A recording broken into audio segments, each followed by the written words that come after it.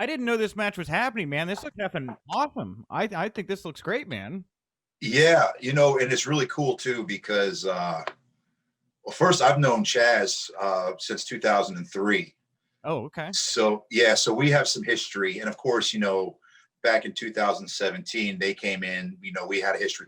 We actually tried to pitch a faction with them because we were unsure if they were going to be with us at the time or not. So we were like, man, I love both of those guys. Like, they're really tight with my family. So it's, so for me, it was a no-brainer, right? And so I was kind of like, man, we should try to talk to the writers and pitch an angle where it could be like, some mosh pit or something like that, or, and I don't know, sometimes Sure. if it makes sense, it just doesn't make sense to them. So, Wow.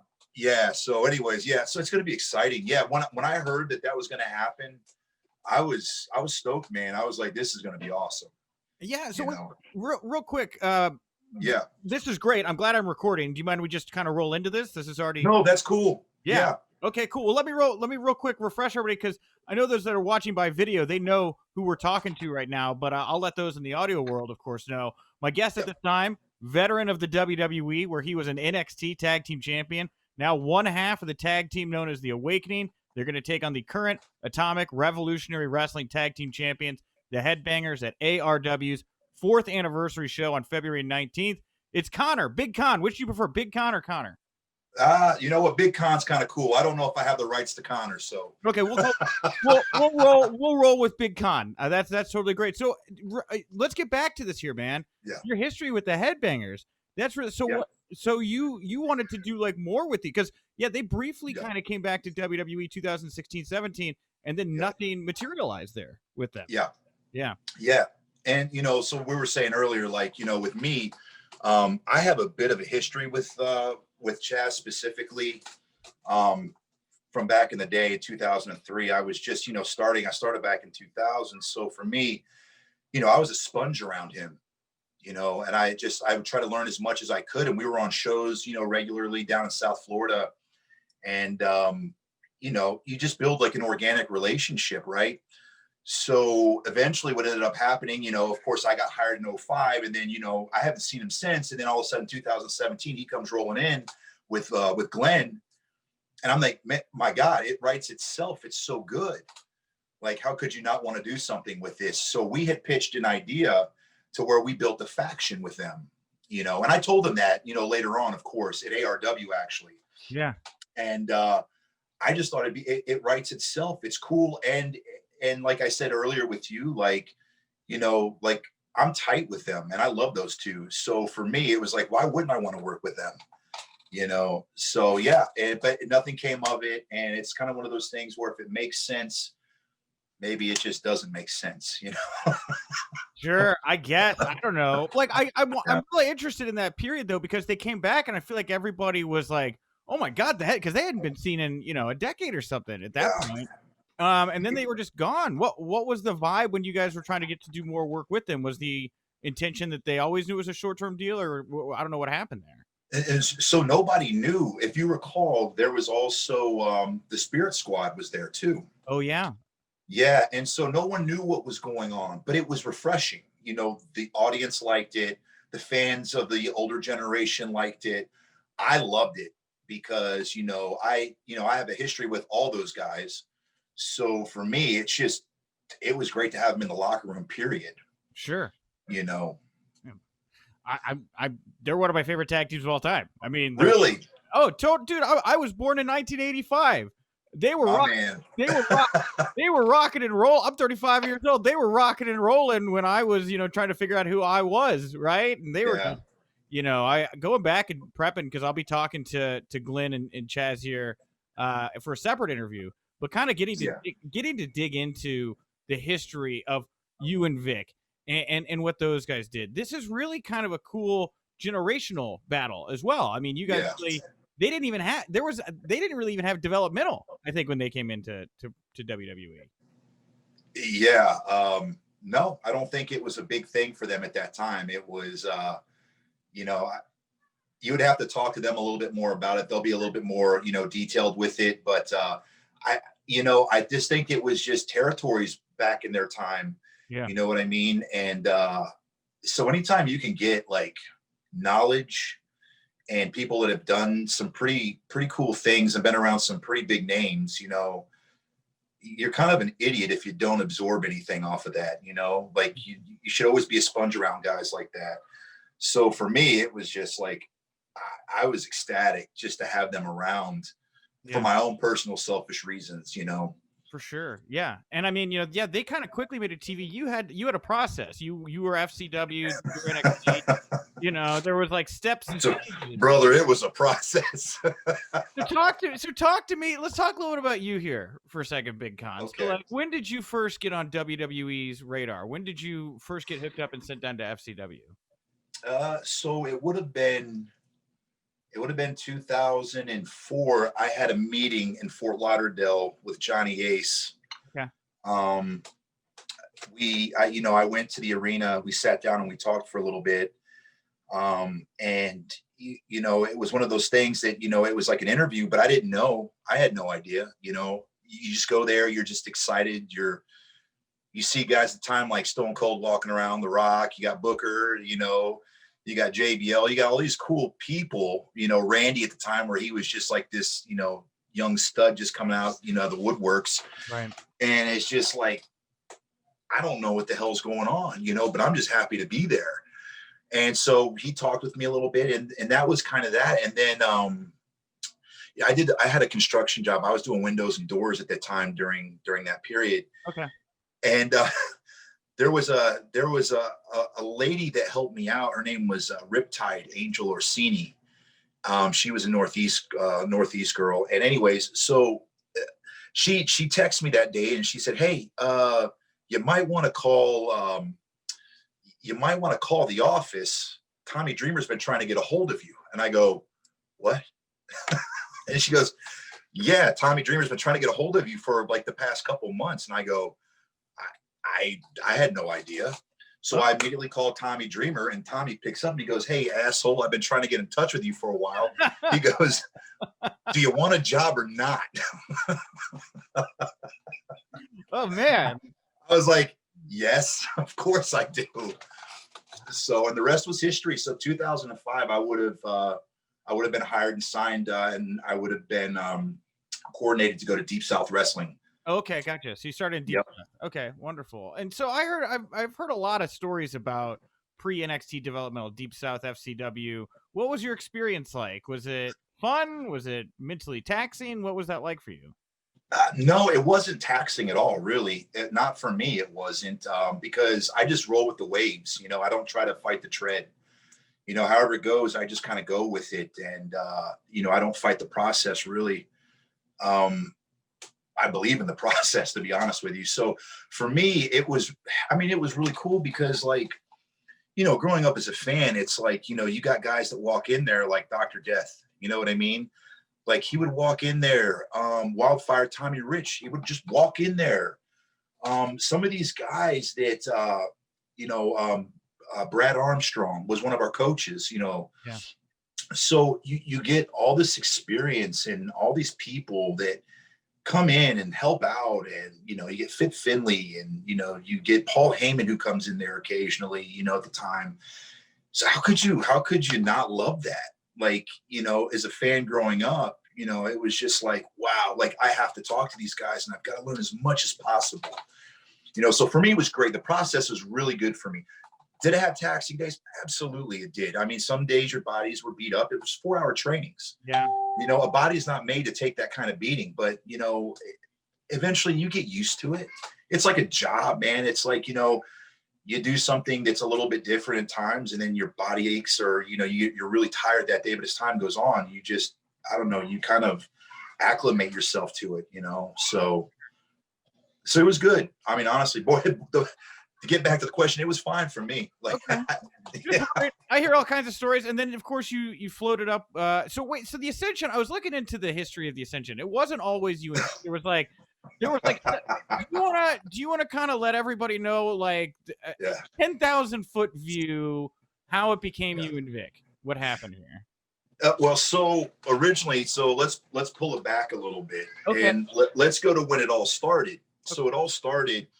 It would have been NXT season 5, the original NXT version, where I got voted off, and I was, of course, no one likes rejection, so I was pissed, Yeah. and I was hurt, and so I get a text message from Bill DeMott, and he was telling me, hey, listen, we've got some ideas for you, so report to practice on Wednesday, please. And I was like, yes, sir.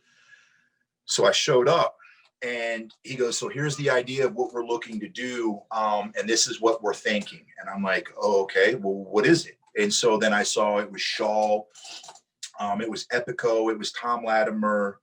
It was Ricardo Rodriguez. And it was me. Yeah. And I'm looking at the 5 of us, and I'm like, well, this doesn't make any damn sense at all.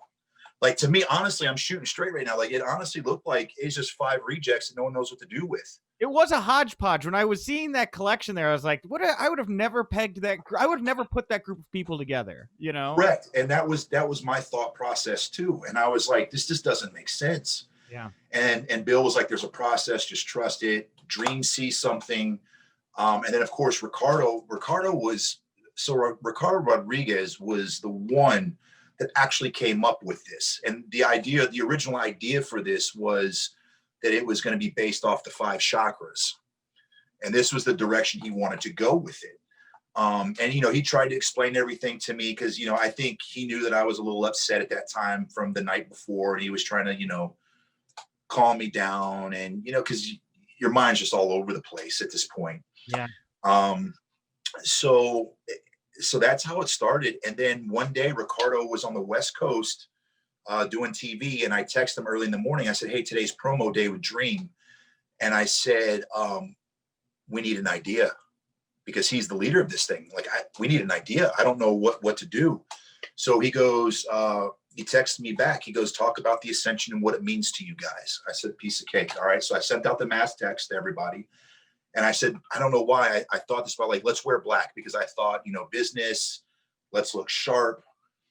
So we all get in the ring, and I'm sitting there and I'm looking at everything. And I was like, oh man, like, we should do this, like, someone here and someone over there and 2 here, and then have like the eye candy, have Shaw right here, and then we just say whatever it is. Like, we didn't even know what we were going to talk about. It was just one sentence for each person. Sure. And so we did it. We get out, and Dream come out, and he goes, I want y'all to come over here, baby. And I'm sitting there, I'm thinking to myself, oh shit, we screwed up big time. That's what I'm thinking, right? I'm like, man, we really messed up. Yeah. So we walk into the office, and he's like, well, what do you see here? And I go, I don't know. Honestly, I was just like, I didn't want to say, I've been swearing a little too much already, but that's just my natural, the way I usually talk. But yeah, I said some pretty harsh things, and Dream looked at me, goes, no, baby, I see a bunch of vampires. And I go, what? And so the thing is, right, is that during this time, True Blood was the hot thing. And how I know is because Shaw was smartening all of us up to it, because we didn't know what was going on. Okay. And so we're like, okay, cool. If it works, it works, And then all of a sudden Dream looked at me and he goes, Ricardo ain't no vampire. He's fucking fired. He's out. And I was like, and I literally looked at him and I go, Dream. I said, no, he told us to do this.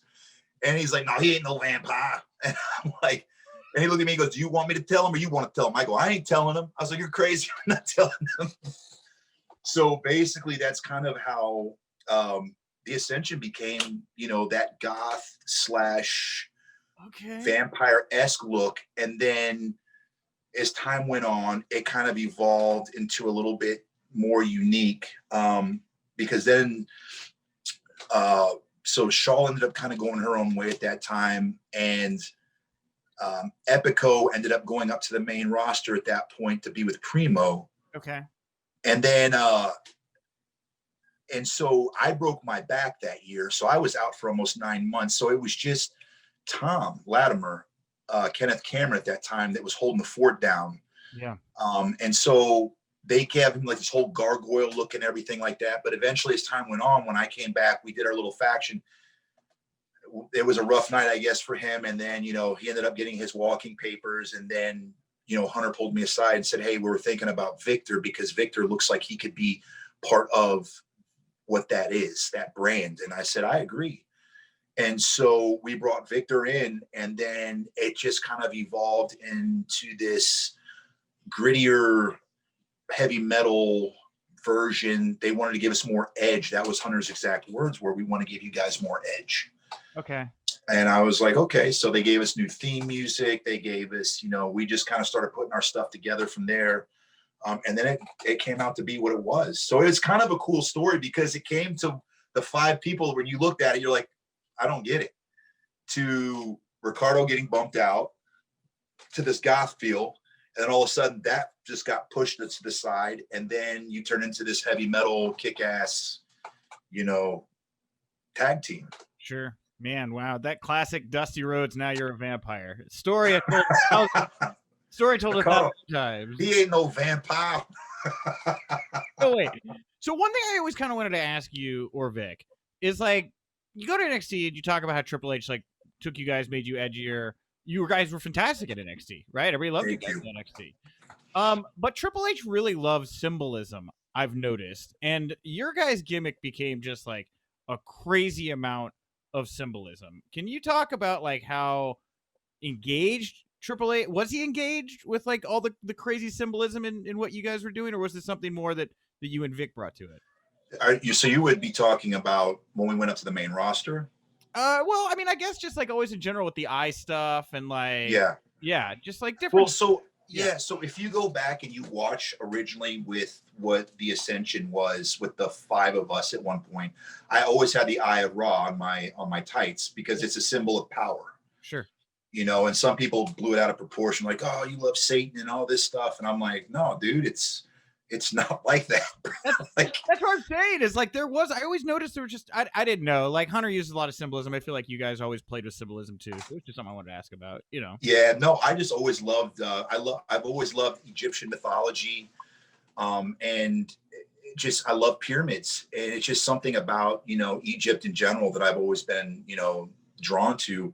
And I love the Eye of Ra. It's always been something that, I've been fascinated with, and because the meaning behind it is power, like it's just cool, Now, granted, the main roster, they just started throwing some wild stuff up there with, I didn't even see what that entrance looked like until I came out for the first night, and I was like, oh my god, we're going to hell.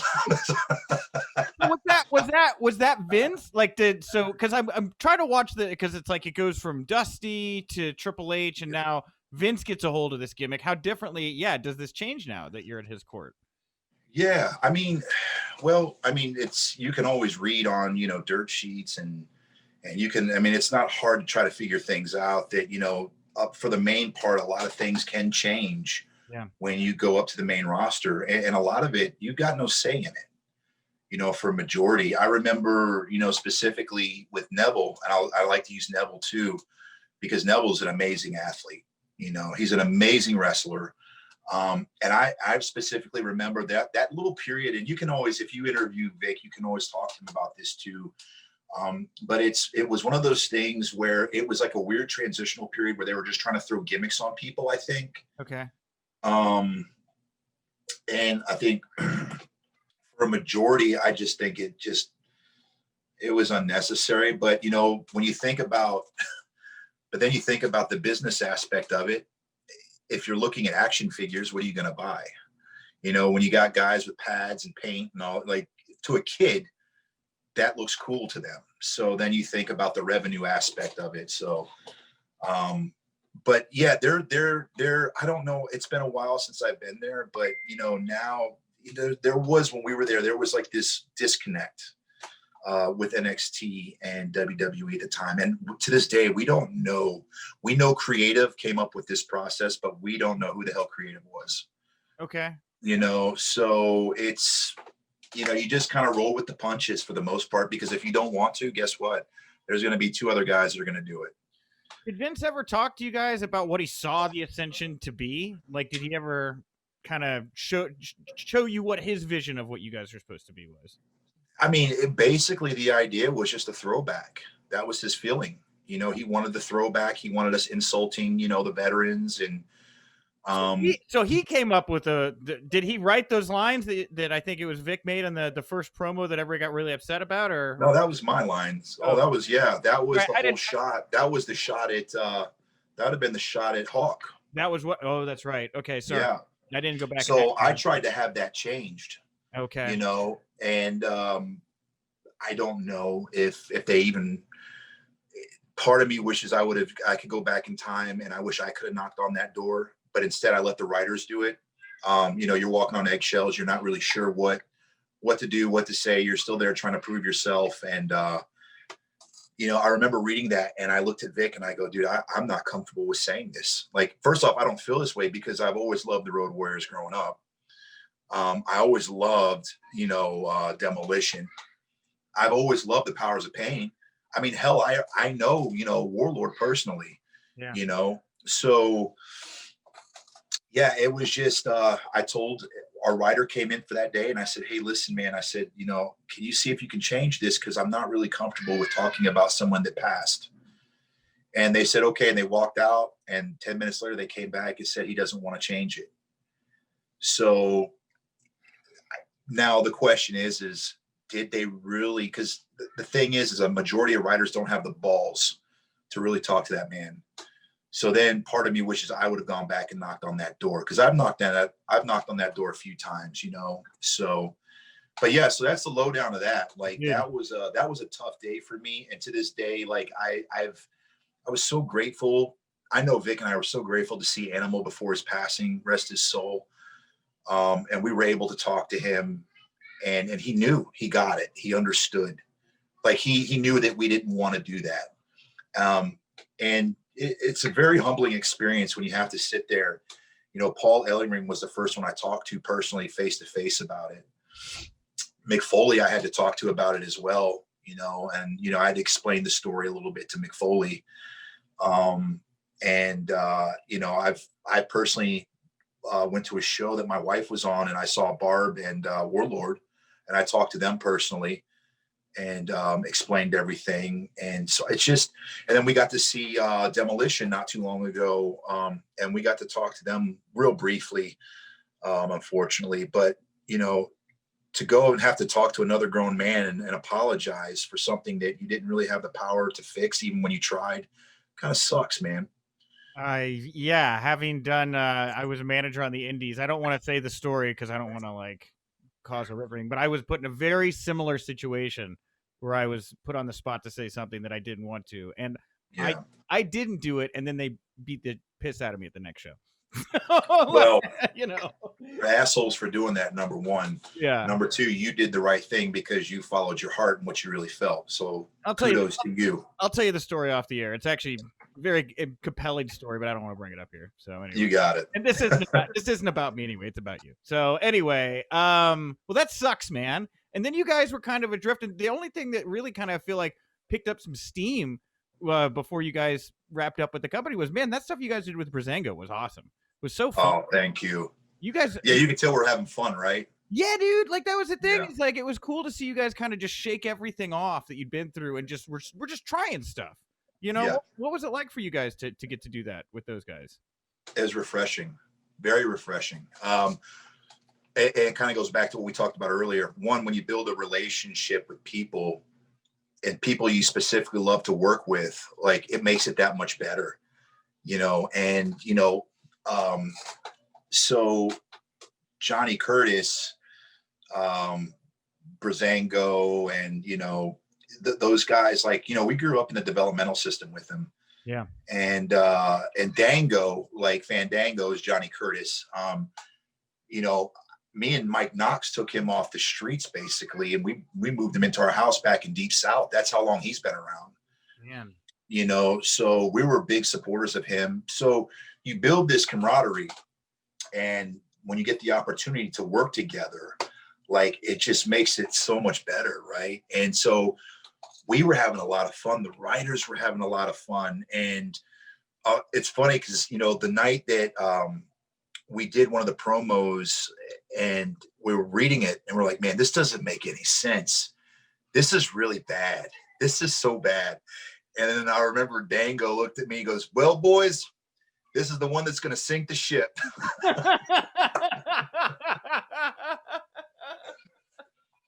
And we did it. And it made national headline news.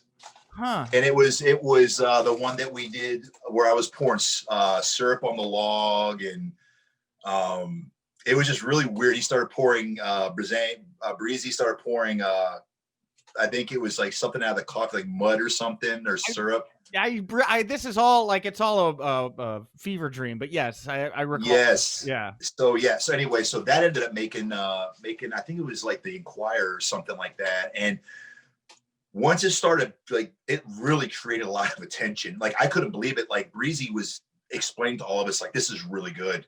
And Breezy's like really up with all the lingo and stuff like that. And so I was like, cool, man, this is awesome. But then we started noticing that more hands wanted to be involved in it.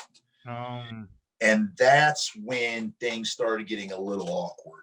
And you can kind of see when it was fun at one point, and then it kind of, you can just feel it. It just kind of started pushing away a little bit. And that was because there were people wanting to get involved with it. They wanted to put their hands into it and just not let it be organic and let it do what it's been doing. And you know, it just disappeared. It dissipated, man, which was a fucking bummer, man, because 4 guys I knew for sure, they were absolutely having a great time doing it. It made us look forward to just doing something. Yeah. Well, Breezango's found a second wind down at NXT. Yeah. I mean, could you guys see yourselves in maybe a role similar to that? I mean, I could see, I mean, getting the band back together, or just working down there helping young talent, that kind of deal. Yeah, I mean, anything's possible, but like right now, I'm enjoying being a dad and a coach right now. Rock and roll. It's really nice, man, to be honest with you. I put a lot of years into that company, so I don't mind taking a step back right now just for a breather. Sure. You know. Well, let's talk. Let's get to what you are doing here, man. February 19th, it's going down. We've talked about your history with the Headbangers. How'd you guys get hooked up to with ARW, and what does this big match mean to you? Well, so how we got involved with ARW was originally Alex Red started reaching out to me. He is the promoter of the company. He's the mind behind all this, and he wanted to book us, and I kept, I was like, no. And then he would reach out again, and I was like, no. And he's like, but I really appreciate it, because he told me, he's like, I'm just going to keep trying. Hopefully that one day, Nick, like, he's like, we're just going to be able to work something out. So true story, my wife got booked for that company. And I'm married to Chrissy Vane. I don't know if a lot of people know that or not, but so she was booked, and she wanted her family to be there to support her, which is totally cool. And I was like, yeah, hell yeah, like, let's do it. So we took a trip down there, and we got to be a witness to her match back and everything like that. And that was when I fell in love with that company, because it wasn't so much of the wrestling aspect of it. It was more of the family vibe. It was the camaraderie. It was the respect. It was the way they treated my son, Elijah. Like, everybody was so good to him. The Headbangers were there. They were, literally playing with my son, playing cars with him and stuff. Like, how do you not love that kind of stuff? I'm getting Wrestling with Shadows vibes right now about the Headbangers running around with Bret Hart's kids backstage. When you say it's just, it's and then, again, organically, when I was a lot younger, I was around, those guys. So then now, we don't even talk wrestling anymore. So, more, it's funny, because now it's more about family. We talk about kids and stuff. It's kind of crazy, right? Yeah. So just recently, really quick story too, he started noticing Elijah was pulling stuff apart, and he goes, dude, Chad's like, dude, you got to get him a Mr. Potato Head. So immediately, because I told you I'm a sponge, I immediately, as soon as I got home, I ordered him a Mr. Potato Head. And then I had to send it to him and everything. So that's the kind of relationship, that I feel like I have with those two. And so for me to be able to share that, that ring with them, It's going to be magical to me. It's special to me because of the history in the past. And I couldn't think of any better opponents. I know that we're going to make them work.